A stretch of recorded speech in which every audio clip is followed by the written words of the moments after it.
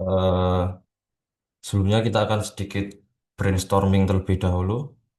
Eh, oh enggak, sebelumnya di sini saya akan memberikan disclaimer terlebih dahulu bahwa materi ini saya ambil dan saya angkat juga saya pelajari dari pandangan atau sudut pandang saya sebagai seorang network engineer, lalu analis dan juga sebagai seorang pelanggan dari RTRWNet. Jadi sebelumnya izin bagi teman-teman yang mungkin sekiranya memiliki usaha ini atau tercantum di dalamnya di rumah sekalian, saya mohon izin untuk sedikit membawakan materi tersebut. Nah, kita sedikit brainstorming terlebih dahulu. Kalau kita ngomongin soal internet itu kan yang kebayang di pikiran kita pasti internet service provider besar, data center besar, dan juga jaringan berskala nasional dan lain sebagainya gitu kan. Tapi mungkin bagi sahabat-sahabat BS sekalian yang merasakan bahwa rumahnya itu belum terjangkau oleh internet yang bersumber dari internet service provider besar seperti IndiHome, Bisnet, Bricknet, dan juga lain sebagainya. Itu gimana sih kira-kira kalau misal kita mau pasang WiFi di rumah? Atau kalau misal kita mau nyalurin internet dari ISP ke rumah itu gimana gitu? Nah, topik yang saya bawakan ini harapannya akan relevan dengan pertanyaan yang saya berikan tadi. Dan topik ini juga seringkali jadi perdebatan. Ada yang menganggapnya sebagai solusi, ada juga yang mempertanyakan berbagai macam aspeknya. Mulai dari cara kerja, regulasi, dan lain sebagainya. Gitu. Nah, di sini saya tidak ingin menempatkan diri saya sebagai pendukung atau penolak atau istilahnya pro atau kontra dari topik tersebut. Melainkan saya ingin melihatnya sebagai sebuah sistem yang teknologi yang ingin saya sampaikan di sini adalah bagaimana jaringan itu dibangun, bagaimana internet itu dibagikan ke banyak rumah pelanggan, dan juga bagaimana regulasi-regulasi terkait yang mengaturnya. Karena di balik model RT RW Net ini yang terlihat sederhana, sebenarnya ada banyak aspek teknis dan juga non teknis yang menarik untuk dibahas. Nah, lanjut. Mungkin kita akan mulai dari why atau kenapa. Kenapa saya mengambil topik ini atau latar belakangnya.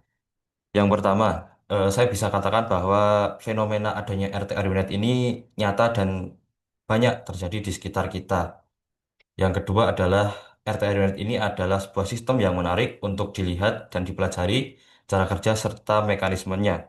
Dan juga saya rasa belum banyak yang membahas RT RW Net ini secara mendetail, baik di lingkungan kerja ataupun di sekitarnya. Gitu. Dan selanjutnya adalah RT RW Net ini merupakan contoh sederhana dari sistem yang dibangun berdasarkan kebutuhan. Karena seperti yang teman-teman tahu, semakin berkembangnya teknologi informasi, maka semakin besar juga demand kebutuhan internet yang dihasilkan dari masyarakat. Selanjutnya di sini saya menganggap bahwa RT RW ini adalah distribusi internet berskala kecil atau lokalan, dan yang terakhir RT RW ini membuktikan bahwa teknologi itu bisa beradaptasi, menyesuaikan lingkungan dan juga faktor-faktor lain di belakangnya. Begitu teman-teman. Oke, kita lanjut. Nah, yang pertama di sini yang saya coba jelaskan adalah pengertian dari RT atau RW Net.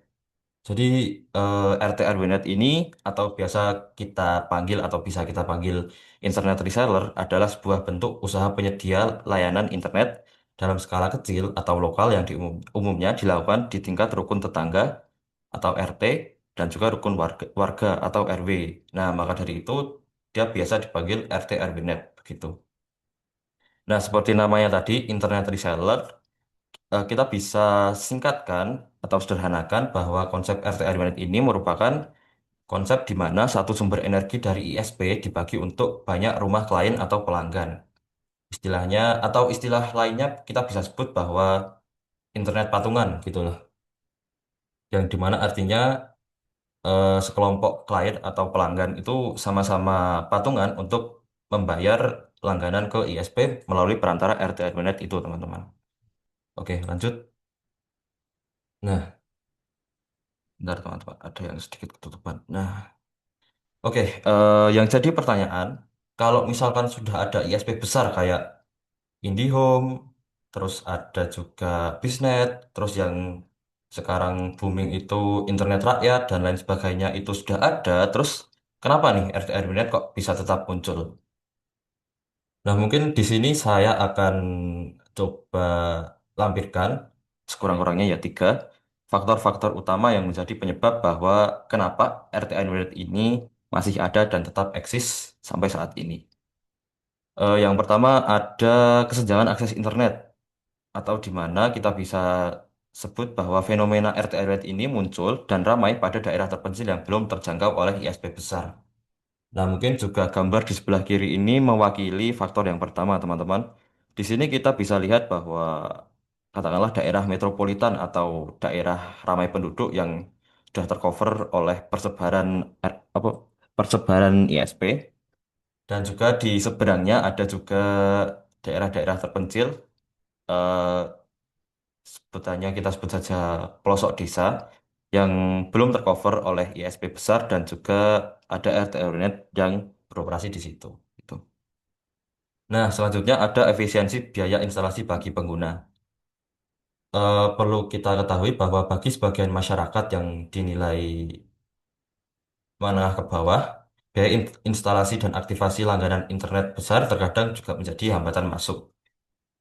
Lalu yang ketiga adalah respon lebih cepat. Jadi koordinasi teknis lebih cepat karena administrator atau engineer dari RT RW berada di satu wilayah yang sama. Pendekatan ini dinilai lebih efektif daripada call center normal. Dan hal ini juga saya alami ya teman-teman sebagai seorang pengguna RT RW karena di musim yang tidak menentu saat ini, seperti yang teman-teman tahu, banyak sekali badai, angin, dan juga longsor yang menyebabkan pohon-pohon tumbang dan seringkali pohon yang tumbang itu berdampak pada persebaran internet melalui kabel fiber optik. Nah, itu saya rasakan bahwa dibandingkan dengan menggunakan ISP besar, eh, troubleshooting dari tim engineer RTNet ini lebih cepat karena dia berada di satu wilayah yang sama dengan persebaran internetnya atau persebaran pelanggannya. Begitu, teman. Next, di sini ada sebuah keyword di mana RT/RWNet bukan fenomena baru. Ia merupakan revolusi, ia berevolusi dan juga beradaptasi mengikuti perkembangan teknologi dan juga kebutuhan masyarakat. Jadi dari keyword ini bisa kita tarik kesimpulan bahwa RT/RW ini bukan terlahir kemarin sore, akan tetapi dia sudah ada sejak lama dan juga dia berevolusi dan juga beradaptasi terhadap perkembangan teknologi dan juga kebutuhan masyarakat atau yang bisa kita sebut demand gitu teman-teman. Next, di sini saya akan coba menjelaskan sedikit mengenai sejarah awal mulanya terbentuknya RT RWNet. Yang pertama di Malang tahun 1996-an dan ini merupakan awal mula terciptanya ide RT RWNet atau yang bisa kita sebut patungan internet begitu teman-teman. Nah, sekitar tahun 1996-an, para mahasiswa di UMM atau Universitas Muhammadiyah Malang ini mencoba menyambungkan kos-kosan mereka dan rumah di sekitarnya kampus ke kampus UMM yang tersambung ke jaringan pendidikan berskala luas AI3 Indonesia melalui GlobalNet Malang dengan gateway internet di ITB. Nah, dalam penyambungan dari kos dan rumah sekitarnya ke UMM ini mereka memanfaatkan jaringan VHF dari walkie-talkie dengan kecepatan 1200 bps atau sekitar 1,2 kilobyte per second. Tapi jangan salah teman-teman, bahwa kecepatan internet sebesar itu di masa itu sudah dinilai cukup cepat karena dulu banyak sistem yang menggunakan CLI atau Command Line Interface gitu. Nah, awal mula penamaan RT RW-nya juga di sini teman-teman. Karena mereka mencoba menyambungkan rumah di sekitar kos-kosan mereka yang masih dalam lingkup RT dan RW yang sama ke dalam jaringan kampus UMM. Maka dari itu dipanggillah RT RW-net. Begitu teman-teman. Next. Nah, di Bogor tahun 2000-an, RT RW-net ini pertama kali diimplementasikan secara serius oleh Michael Sunggiardi di perumahannya di Bogor sekitar tahun 2000-an. Dan kenapa Bapak Michael Sunggiardi atau beliau ini mengimplementasikan FTNet secara serius? Karena pada akhir waktu itu harga langganan internet termasuk mahal bagi individu atau perorangan. Maka dari itu muncullah konsep di mana FTNet ini hadir atau yang bisa kita sebut sebagai patungan internet gitu. Nah, lewat usaha yang beliau didirikan ini atau yang bisa disebut sebagai Bonet atau Bogornet, beliau memperkenalkan konsep distribusi akses internet dari satu titik ke titik lain di sekitarnya. Atau dalam bahasa teknisnya nih, kita bisa sebut sebagai point to multipoint. Nah, fun fact-nya, Bapak Michael Sunggiarni ini juga merupakan Bapak Warnet Indonesia. Gitu, teman-teman. Oke, next. Nah, sebelum berkembang sampai saat ini, perlu teman-teman ketahui bahwa metode distribusi awal dari RT-RWNet ini merupakan menggunakan jaringan wireless. Dan distribusi internet ini dilakukan dengan sistem menembak antar antena dari satu titik pusat ke rumah-rumah warga. Dan bisa dilihat untuk topologi sederhananya kurang lebih seperti itu teman-teman. Jadi ada RT-RWNet yang berlangganan internet ke ISP dan juga dia memiliki antena. Lalu antena-antena tersebut dipancarkan dengan frekuensi yang sama ke rumah-rumah klien sehingga internet bisa tersalurkan. Gitu teman-teman. Oke, next. Nah, berhubungan dengan konsep awal atau distribusi awal RT-RWNet tadi di tahun 2005, eh, pihak yang berwenang melakukan pembebasan frekuensi 2,4 GHz, yaitu frekuensi yang digunakan internet atau digunakan WiFi untuk istilahnya dia berkomunikasi, begitu teman-teman.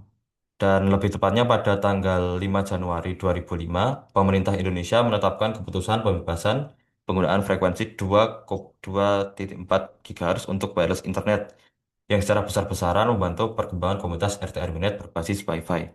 Ya gimana enggak, soalnya frekuensi yang digunakan sendiri sudah dibebaskan oleh pihak berwenang. Maka dari itu mereka berpikir, oh ini saatnya untuk kita mengembangkan komunitas RT-RW berbasis Wi-Fi. Oke, lalu di tahun 2005 dan juga 2006 terjadi booming dan juga diskusi komunitas yang ramai diomongkan, terutama di forum online Indo WLI mengenai maraknya RT-RW ini teman-teman. Dan setelah itu pun RT-RW menjadi cukup populer. Dan di sini di tahun 2015, seperti yang teman-teman tahu tadi, awalnya RT-RW mayoritas itu menggunakan perantara wireless atau nirkabel. Nah, di tahun 2015 sendiri, jaringan RT-RW mulai beralih dari wireless ke wired, dan juga metode ini dikenal sebagai FTTH atau Fiber to the Home dengan media perantara kabel fiber optik. Alasannya apa kok pada migrasi dan juga mengimplementasikan wired menggunakan kabel fiber ini daripada menggunakan wireless? Oke, alasannya yang pertama adalah interferensi dan juga noise yang tinggi pada frekuensi Wi-Fi. Nah, kalau misalkan eh, sepasang mata manusia itu bisa melihat gelombang radio atau radio frekuensi yang tersebar di udara atau dimanapun itu, maka kalau teman-teman bisa bayangkan itu akan semrawut karena banyak sekali perangkat-perangkat di luar Wi-Fi yang juga menggunakan koneksi radio untuk beroperasi atau radio frekuensi begitu. Nah, selanjutnya wireless juga bergantung pada kondisi cuaca dan juga struktur bangunan di sekitar. Katakanlah misal yang saya alami sebagai seorang network engineer di BSI, WiFi itu persebarannya tidak akan maksimal ketika dia berada di luar ruangan yang sama, apalagi eh, tembok tersebut terbuat dari kaca atau berbahan besi seperti tertutup oleh lemari, begitu teman-teman. Nah, yang terakhir adalah kualitas layanan lebih profesional dan juga kurangnya gangguan eksternal. Dengan dua poin yang saya sampaikan tadi, maka bisa disimpulkan bahwa penggunaan kabel dinilai lebih optimal dan juga profesional dan juga dia mengurangi gangguan dari faktor eksternal. Gitu teman-teman. Sehingga layanan yang diberikan harapannya bisa lebih meningkat begitu. Next. Nah, ini merupakan satu poin yang saya sendiri alami sebagai seorang pengguna dan juga pengamat RT/RW.net di era COVID dan juga karantina pada rentan waktu tahun 2019 sampai 2021, 2022, itu banyak sekali RT/RW.net yang berkembang pesat. Alasannya apa? Di sini saya bisa tangkap ya. Alasannya karena maraknya kebutuhan internet yang harus selalu aktif 24/7 yang murah dan juga di rumah.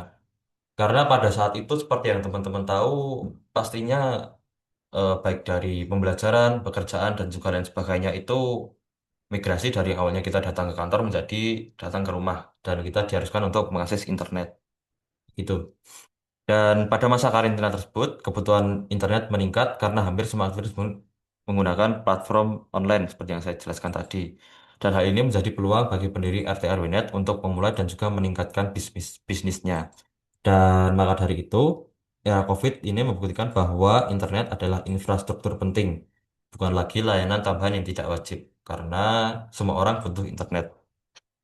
Itulah kira-kira teman-teman. Oke, lanjut. Kemungkinan itu tadi adalah sejarah yang saya sampaikan, dan sejarah itu bisa teman-teman kaji lebih lanjut di beberapa situs-situs resmi yang ada di website. Seperti contoh, tadi saya mengambilnya dari situs Ono Center. Begitu. Nah, selanjutnya kita akan move on ke sisi teknis dari bagaimana RT RW ini beroperasi. Nah, yang pertama kali saya jelaskan di sini adalah bagaimana sih arsitektur atau gambaran arsitektur umum yang digunakan RT RW-Net. Di sini yang pertama ada sebuah internet service provider yang dia menyediakan internet. Lalu selanjutnya di sini katakanlah ada sebuah RT RW-Net. Katakanlah di sini namanya RealNet. Oke. Jadi RealNet itu dia punya router pusat yang digunakan untuk menghubungkan jaringan RT RW yang dikelolanya menuju ke upstream internet service provider luar. Katakanlah si RealNet ini dia langganan sama ISP yang namanya Dekadata itu. Maka dari itu si Dekadata ini bikin satu jalur ke eh, kantor operasi dari RealNet dan juga jalur yang ditarik itu dimasukkan ke dalam router RT/RWNet, router pusat dari RealNet. Nah, setelah itu jaringan yang diambil atau internet yang diambil dari ISP dan juga dimasukkan ke router pusat tadi, kemudian disalurkan menggunakan jalur distribusi kabel fiber yang akan saya jelaskan komponen-komponen lebih detailnya di slide selanjutnya. Nah, setelah didistribusikan ulang tersebut, maka dari itu internet akan bisa sampai ke rumah para pelanggan. Begitu. Nah, berikut ini adalah contoh topologi sederhana dari RT RWNet yang mayoritas digunakan. Di sini yang seperti yang saya jelaskan tadi, ada sebuah internet service provider dan juga ada mikrotik router dan juga OLT. Di sini adalah dalam satu lingkup atau dalam satu kantor operasional sebuah RT RWNet.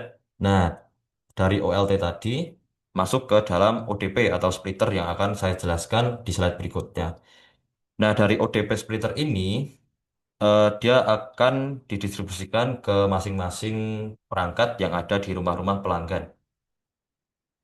Nah, fun fact-nya nih, kalau misal teman-teman lagi jalan keluar rumah atau lagi jalan-jalan ke tempat ramai kayak misal perempatan, lalu pasar dan lain sebagainya, teman-teman kalau bisa lihat ada tiang dengan katakanlah cat warna berwarna merah putih atau mungkin biru putih biru atau mungkin biru dan juga ungu.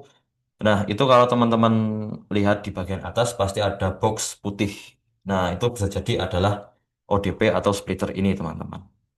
Nah, selanjutnya ODP ini dia didistribusikan ke masing-masing rumah pelanggan dan juga diterima oleh modem atau ONU atau Optical Network Unit.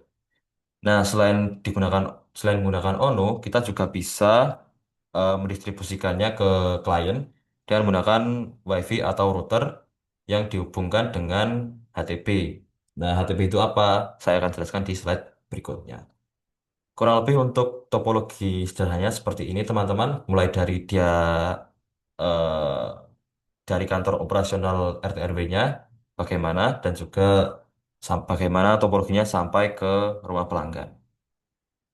Nah, selanjutnya adalah peran dan juga fungsi dari perangkat-perangkat RT RW yang tadi sudah saya sebutkan.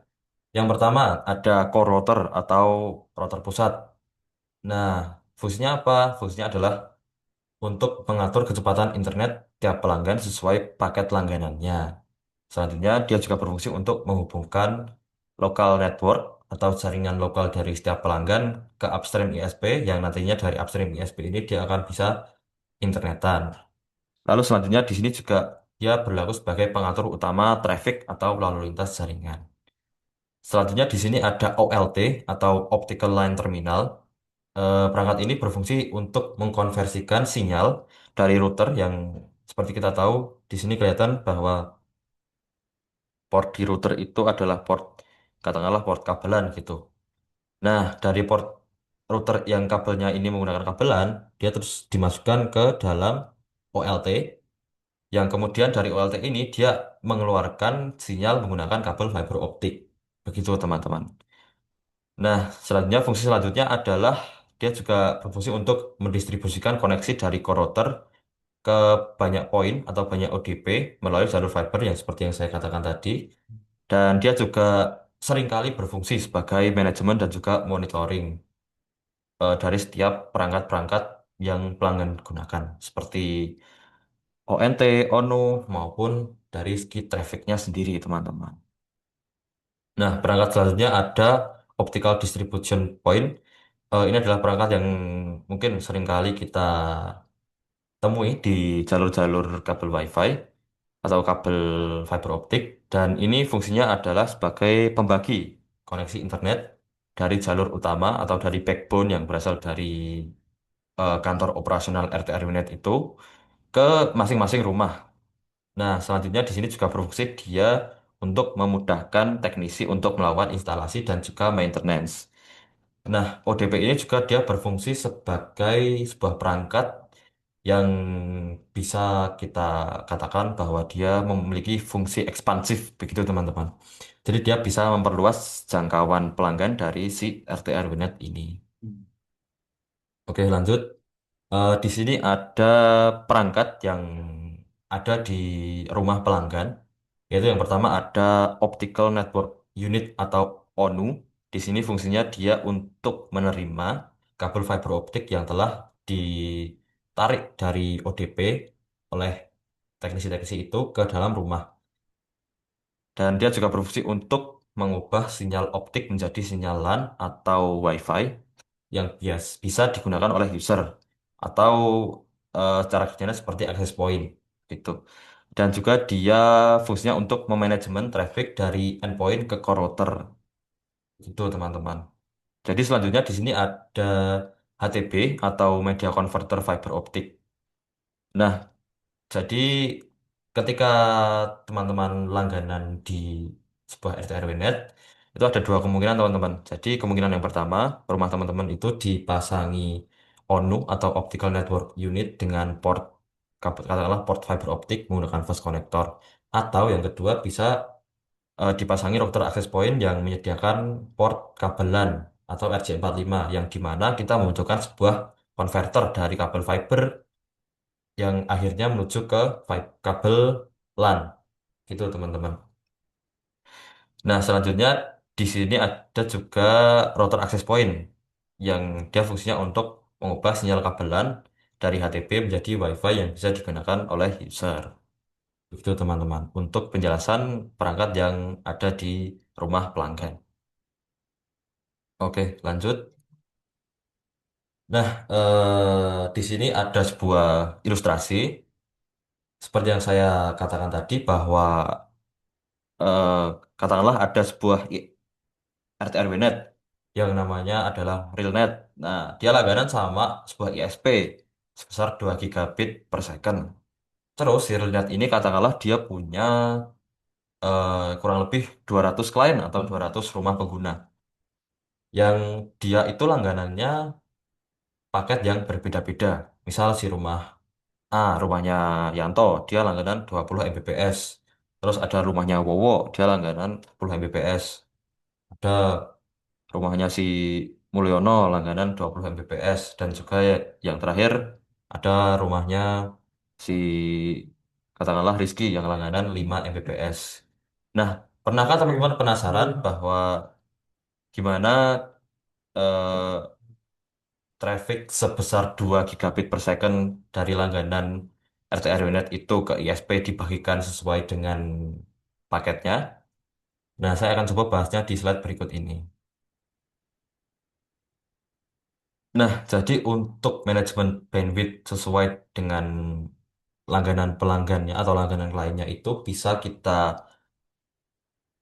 atur dengan menggunakan protokol yang namanya PPPoE.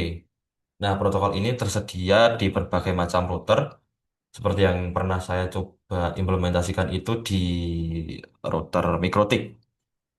Nah, PPPoE itu apa? PPPoE itu adalah sebuah singkatan dari Point to Point Protocol over Ethernet, atau yang eh, penjelasannya adalah metode login internet agar setiap router access point di rumah pelanggan itu memiliki koneksi sendiri ke router pusat, meskipun menggunakan kabel atau jaringan yang sama. Nah, bagi teman-teman network engineer mungkin eh, bisa mengibaratkan konsep ini sebagai virtual local internet atau virtual local area network atau VLAN gitu ya teman-teman.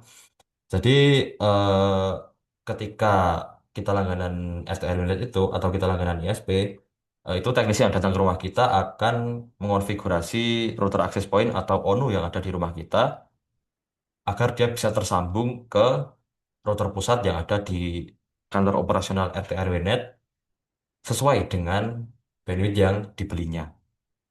Begitu. Nah, cara kerjanya gimana?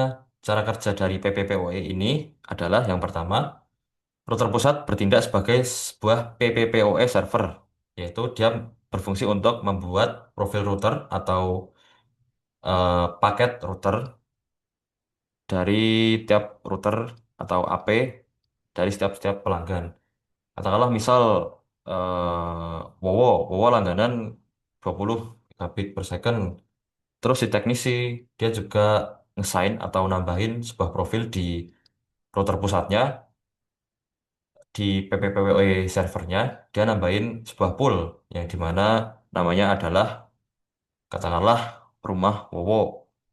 Terus dia assign passwordnya apa, terus dia assign limitnya berapa. Katakanlah limitnya Wowo langganan 20. Jadi limitnya adalah 20 Mbps gitu teman-teman. Nah, selanjutnya router AP atau ONU di rumah pelanggan atau di rumah Mas Wowo tadi berfungsi sebagai PPPoE klien yang dia berkomunikasi dengan PPPoE server yang ada di kantor operasional RT RW-Net itu. Dan nantinya si router AP ini akan diloginkan ke PPPoE server sesuai dengan paket atau profil yang telah dia beli begitu. Nah, setiap login ini membentuk atau membuat sesi terpisah di sisi router pusat. Maka dari itu, traffic atau klien yang langganan berbeda itu bisa saling terisolasi dan tidak mengganggu satu sama lain. Tuh. Nah, dan bandwidth dari setiap klien yang berlangganan itu diterapkan sesuai dengan paket atau profil pelanggan yang tadi telah diassign di router AP di setiap rumah pelanggan. Gitu, teman-teman. Oke, selanjutnya. Nah, di sini adalah kurang lebihnya gimana sih PPPoE itu tadi diimplementasikan. Di sini ada sebuah topologi yang saya modifikasi dari topologi yang awal tadi. Jadi yang perlu kita eh, notes adalah di mikrotik router atau router pusatnya, dia berfungsi sebagai PPPoE server. Yang kemudian di sini ada beberapa router atau access point yang dia memancarkan jaringan WiFi. Seperti yang kita lihat, dia ada beberapa profil. Katakanlah di sini di rumah Ucil, dia langganan 10 Mbps. Oh, dia berarti jadi PPPoE client satu dengan traffic sebesar 10 Mbps. Begitu pula dengan rumah Abdul yang langganan 20 Mbps dan juga rumah Yanto yang langganan 5 Mbps. Kurang lebih begitu, teman-teman. Oke, lanjut. Di sini kita akan melakukan sedikit perhitungan dari simulasi bagaimana sih bandwidth itu dibagi atau bagaimana sih bandwidth dari upstream sebuah RT RWNet dari ISP itu bisa dibagikan ke klien. Jadi katakanlah begini teman-teman. Ada sebuah RT RWNet bernama RealNet atau NyataNet, itu dia langganan ke ISP upstream sebesar 2 gigabit per second. Lalu si RealNet ini tadi dia memiliki 200 klien dengan rata-rata setiap klien itu langganan sebesar 20 megabit per second. Katakanlah begitu. Misalkan. Nah, kalau kita bisa hitung, secara teori, traffic yang digunakan semua klien itu adalah 200 klien dikalikan rata-rata berlangganan 20 megabit per second. Nah, di mana kita dapatkan hasil akhirnya adalah 4.000 teman-teman. Mohon maaf di sini nolnya kelewatan. 4.000 megabit per second atau sebesar 4 Gbps.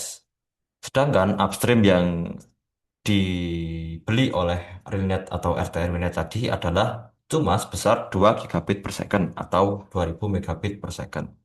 Nah, eh, tentunya hal ini membingungkan karena kok bisa upstream cuma 2 gigabit per second kok sanggup atau cukup buat ngecover klien dengan langganan yang rata-rata 20 megabit per second. Nah, perlu teman-teman ketahui bahwa tidak semua klien itu pakai jaringan internet secara maksimal atau pakai bandwidthnya sebesar 20 megabit per second itu secara bersamaan. Jadi eh, mungkin kita bisa analogikan itu sebagai dia katakanlah dia akses YouTube dan juga Mobile Legends itu secara bergantian. Kan nggak mungkin 200 pelanggan dalam satu waktu itu dia mabar Mobile Legends atau dia streaming video 4K gitu kan nggak mungkin gitu ya teman-teman. Jadi ada juga kemungkinan yang satu klien atau rata-rata klien itu dia cuman buka aplikasi-aplikasi aplikasi ringan, katakanlah kayak WhatsApp atau dia scroll Facebook, scroll marketplace atau scroll e-commerce kayak Shopee yang tidak begitu memakan bandwidth. Dan juga seperti yang saya katakan tadi, ada klien yang cuma streaming di satu device. Tuh. Dan juga itu bisa kita simpulkan bahwa tidak semua klien itu aktif di waktu yang bersamaan.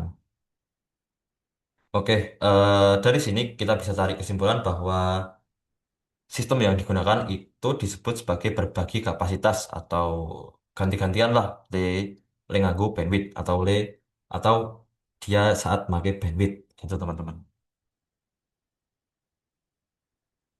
Nah, katakanlah gini, oh tapi ada waktu sibuknya nih, katakanlah jam 6 sore sampai jam 10 malam itu rata-rata klienku pada mabar atau tetangga-tetangga sekitarku pada mabar atau pada streaming YouTube bareng-bareng nih.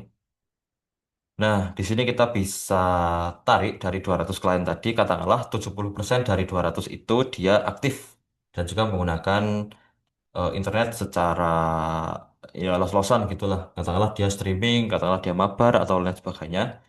Dan kita bisa tarik di sini 70% dari 104 dari 200 klien itu adalah 140 dan juga kita bisa eh, melakukan permisalan dan misalkan pas jam sibuk itu sebagian klien melakukan streaming YouTube atau Netflix, mungkin nonton film, terus dia juga ada yang video call, mungkin sleep call sama teman-temannya gitu. Terus ada yang juga yang mabar karena bulan puasa kita mabar sampai sahur gitu. Habis terawih kita mabar gitu. Ada juga yang mungkin lagi ngupdate aplikasi. Yang paling sering saya temui di lingkup UI itu dia sering ngupdate Steam atau ngupdate Genshin Impact gitu teman-teman. Misalkan gitu. Nah, eh, kita bisa ambil rata-rata dari pemakaian. Katakanlah eh, 140 klien tadi dia langganan paket 10 sampai 15 Mbps. Nah, dengan rata-rata kurang lebih 12 Mbps. Nah, perhitungannya katakanlah di sini 140 klien atau 70% klien yang aktif saat jam sibuk tadi menggunakan bandwidth sebesar 12 Mbps secara bersamaan, secara berbarengan gitu. Kalau kita kali dia hasilnya dapat sekitar 1,6 gigabit per second gitu. Sedangkan dia cuman si Realnet atau si RTL Realnet tadi dia cuman langganan sebesar 2 gigabit per second gitu. Nah, apakah ini saling mengganggu satu sama lain? Jawabannya tidak, teman-teman.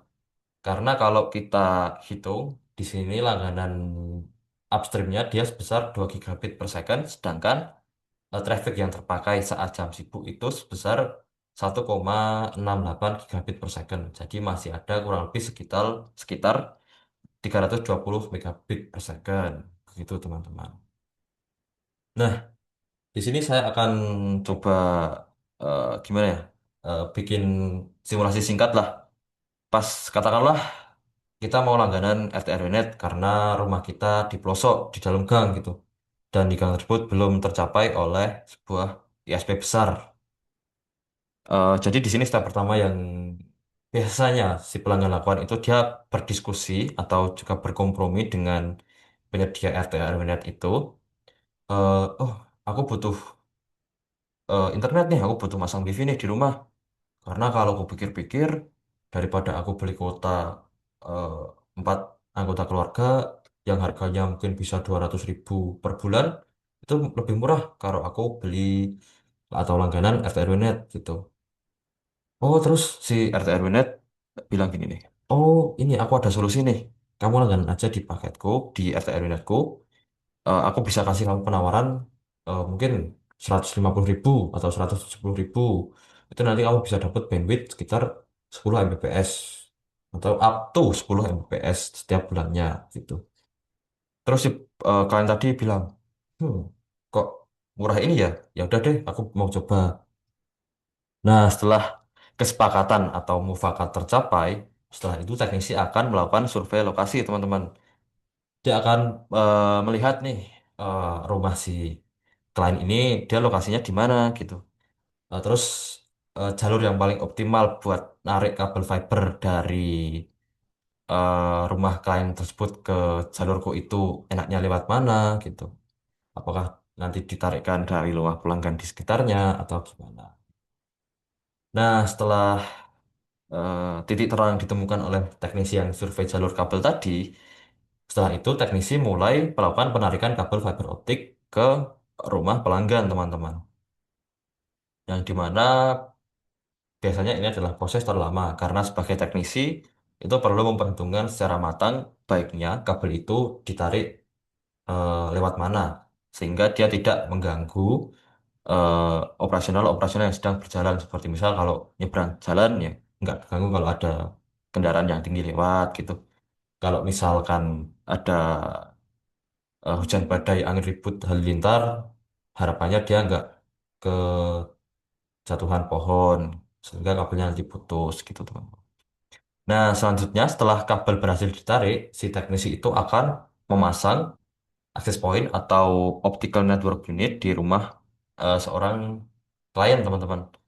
Nah, selanjutnya setelah instalasi itu diselesaikan dan juga access point tersebut berhasil hidup, si teknisi itu akan konfigurasi HP atau access point itu atau optical network unit atau modem dan router ke dalam sebuah session PPPoE yang sama seperti yang saya katakan tadi. Dia akan di-assign atau dia akan diautentikasikan eh, melewati sebuah protokol yang bernama PPPoE sesuai dengan besarnya paket langganan yang ia gunakan gitu. Nah, yang terakhir, akhirnya nih WiFi ku sudah bisa kepake. Oke, WiFi sudah mancarin sinyal. Dan juga aku tadi kan langganan katakanlah 10 megabit per second. Terus aku juga coba speed test nih. Loh, kok cuma dapat 8 megabit per second gitu. Nah, perlu teman-teman ketahui bahwa ketika kita langganan 10 megabit per second itu tidak secara real time setiap saat jaringan kita akan 10 megabit per second. Nah, hal itu akan terpengaruhi oleh kondisi nyata dari jaringan yang digunakan oleh pelanggan RT secara general gitu. Nah, setelah instalasi selesai, kita dapat internet, kita bisa wifi-nan. Terus kita jangan lupa bayar tagihan tiap bulan. Karena eh, yang saya pahami itu RT RWNet bukan cuman soalan teknis, melainkan juga bagaimana kita manajemen uang atau bagaimana kita juga manajemen pelanggan. Gitu teman-teman. Nah, di sini saya coba sampaikan juga beberapa masalah yang sering kali muncul pas kita langganan RT RWNet. Karena saya juga klien, jadi saya juga ngalami teman-teman. Nah, yang pertama ada speed yang turun pas jam sibuk atau katakanlah jam 6 sampai jam 10 malam. pas itu mungkin banyak dari pelanggan RT RW-net yang entah dia lembur dari rumah atau dia mungkin streamingan atau mungkin dia Netflix and chill sama istrinya gitu kan, nggak ada yang tahu ya. Nah, maka dari itu hal ini saat jam sibuk ini kita bisa merasakan internet tersebut performanya menurun teman-teman. Kenapa? Karena banyak pelanggan yang streaming atau menggunakan internet secara massal tadi secara bersamaan dan juga kapasitas dari upstream tadi mendekati batas maksimum. Seperti yang saya sampaikan tadi, misalnya langganan 2 gigabit per second dari RT RW-nya. Terus banyak yang make dia secara bersamaan sehingga total trafficnya katakanlah 1,9 gigabit per second. Otomatis bandwidthnya habis dong. Dan katakanlah dari setiap klien itu dia rebutan bandwidthnya. Siapa yang kecepatan dia dapat bandwidth paling gede. Kurang lebih begitu, teman. Nah, terus dampaknya dari hal ini tadi ke sisi kita sebagai klien apa? Yang pertama, kualitas streaming bisa turun, anjlok. Katakanlah tadi streaming 4K lancar, terus jadi ngelek-ngelek, turun ke 144, burik dong. Gitu. Selanjutnya, download terasa lebih lambat, lebih lambat. Nah, ini pasti terjadi ya teman-teman, karena bandwidthnya turun. Terus buat ngegame, itu kadang terasa delay. Katakanlah, oh lagi kontes turtle nih, lagi mencet retry, des, kalah. Yang disalahin kita, padahal yang salah internetnya. Kurang lebihnya begitu teman-teman. Nah, selanjutnya di sini juga bisa menyebabkan ping atau latensi tidak stabil. Juga terjadi di jam sibuk karena traffic internet penuh. Terus router pusat juga bekerja lebih berat. Atau CPU-nya dia ngeload banyak request dari pelanggan dan juga terusin ke upstream. Maka dari itu routernya lebih berat. Dampaknya apa? Latensi atau ping dari game online atau eh, beberapa aplikasi yang kita akses itu tinggi dan juga terasa nge-lag. Terus juga video call yang sedang kita jalankan itu dia terasa tersendat atau putus-putus gitu. Nah, terus yang terakhir yang saya jelaskan tadi, yang perlu kita ketahui bahwa kita langganan FTRNet itu speednya tidak selalu sesuai angka paket. Katakanlah kita langganan paket 20 megabit per second. Nah, itu bukan berarti bahwa selalu 20 Mbps per second setiap kita speed test gitu. Karena itu adalah batas maksimal atau up to ya teman-teman. Dan juga kecepatan dari real time-nya itu tergantung kondisi jaringan secara general. Nah, maka dari itu mungkin teman-teman yang mau langganan baik itu FTRnet ataupun ISP itu bisa sedikit hati-hati saat memilih paket karena biasanya dia akan ada dua opsi, yang satu dedicated, yang satu up to. Nah, yang up to ini yang sering jadi jebakan bagi kita teman-teman, atau bisa disebut sebagai teknik marketing. Gitu. Dan yang terakhir, di sini seperti yang teman-teman tahu, mungkin banyak sekali isu yang beredar mengenai regulasi atau legalitas RTR Minute ini, atau sebenarnya RTR Minute ini resmi nggak sih? Nah, ditinjau dari faktor ini, teman-teman bisa posisikan RTR Minute itu sebagai dua poin yang beda ya. Yang pertama, dia sebagai penyelenggara jasa akses internet, yang dia berfungsi untuk menyediakan koneksi internet langsung ke pelanggan. Lalu dia juga berfungsi untuk menentukan harga paket sendiri. Terus dia juga mengelola jaringan distribusi sendiri. Terus dia juga menggunakan branding atau nama sendiri terlepas dari si ISP-nya gitu. Nah, regulasi yang harus dipenuhi oleh Ethernet jenis ini itu apa? Yang pertama, dia wajib memiliki izin penyelenggara jasa komunikasi. Yang kedua, dia wajib memenuhi kewajiban pajak dan juga PNBP. Yang itu mungkin nanti kita bisa lebih dalam mempelajarinya di website-website terkait. Nah, terus dia juga harus bertanggung jawab penuh terhadap kualitas layanan dan juga pengaduan pelanggan. Nah, selanjutnya di versi kedua, itu ada RT/RW-Net yang beroperasi dia cuma sebagai istilahnya reseller atau distributor dari ISP berizin atau ISP resmi. Nah, ciri-cirinya dia menggunakan branding atau skema distribusi ISP tersebut. Dia itu katakanlah kerjaannya cuma nerusin gitu atau cuma jadi eh, sebuah expansive unit dari si ISP tersebut gitu. Nah, dia harus memiliki perjanjian kerjasama dengan ISP yang sah. dan dia juga harus memiliki ketentuan sertifikat standar jasa jual kembali dan regulasi yang diterapkan di RT RW jenis ini adalah dia tidak berdiri sebagai ISP mandiri, melainkan dia sebagai ya ekspansif unit dari ISP itu tersebut dan juga dia legalitasnya tergantung pada kerjasama dengan ISP utama dan yang pastinya dan yang tetap wajib itu dia harus memenuhi ketentuan administrasi atau bayar pajak sesuai ketentuan dan juga kewajiban yang berlaku gitu teman-teman. Nah, berikut ini saya coba cantumkan beberapa dasar regulasi yang dia itu terkait dengan RT RW Net gitu teman-teman. Jadi RT RW Net itu bukan cuman dari segi teknis yang saya sampaikan tadi, melainkan dia juga memiliki berbagai aspek di belakangnya. Seperti yang saya sampaikan ini adalah hukum dan juga yang tadi adalah manajemen. Nah, mungkin beberapa regulasi itu contohnya ada Undang-Undang Nomor 36 Tahun 1999 tentang telekomunikasi, yang dimana isinya adalah setiap penyelenggara jasa telekomunikasi wajib memiliki izin dari Kominfo. Yang kedua, Peraturan Menteri Komunikasi dan juga Informatika Nomor 3 Tahun 2021. Kegiatan jual kembali atau reseller layanan internet harus memiliki sertifikat standar jasa jual kembali. Yang ketiga, ada Peraturan Menteri Komunikasi dan juga Informatika Nomor 13 Tahun 2019 yang dimana isinya menetapkan tata cara, kewajiban, dan persyaratan bagi penyelenggara jasa komunikasi. Yang ini, pasal ini mengatur standarisasi atau bagaimana sih cara kerjanya dari si eh, penyelenggara jasa telekomunikasi itu. Dan yang terakhir di sini yang saya cantumkan adalah Peraturan Pemerintah Nomor 71 Tahun 2019 dan Permen Kominfo Nomor 5 Tahun 2020. Sebenarnya pasal ini opsional ya teman-teman, tapi bisa kita kaitkan karena dia tercantum sebuah ayat yang berbunyi kurang lebih diwajibkan mendaftar PSE atau penyelenggara sistem elektronik adalah individu, badan usaha, atau institusi yang mengelola sistem elektronik untuk keperluan layanan publik maupun internal.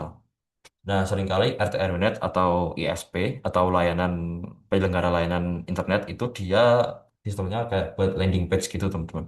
Nah, itu kita bisa sangkutin dia ke, katakanlah bukan sangkutin sih. Kita bisa hubungin dia atau kita bisa ngambil dia bahwa dia itu relevan dengan pasal yang ini.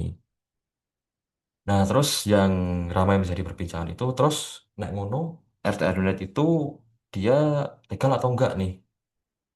Nah, mungkin itu yang bisa kita diskusikan bersama-sama. Tuh. Sekian dari saya. Apabila ada kurangnya itu murni milik saya sendiri dan juga apabila ada lebihnya itu milik Allah Subhanahu wa taala. Mungkin saya mohon maaf apabila cara saya menyampaikan itu kurang jelas karena jujur baru pertama kali ini saya menyampaikan sebuah materi di forum yang sebesar ini gitu. Terima kasih. Saya akhiri. Wassalamualaikum warahmatullahi wabarakatuh.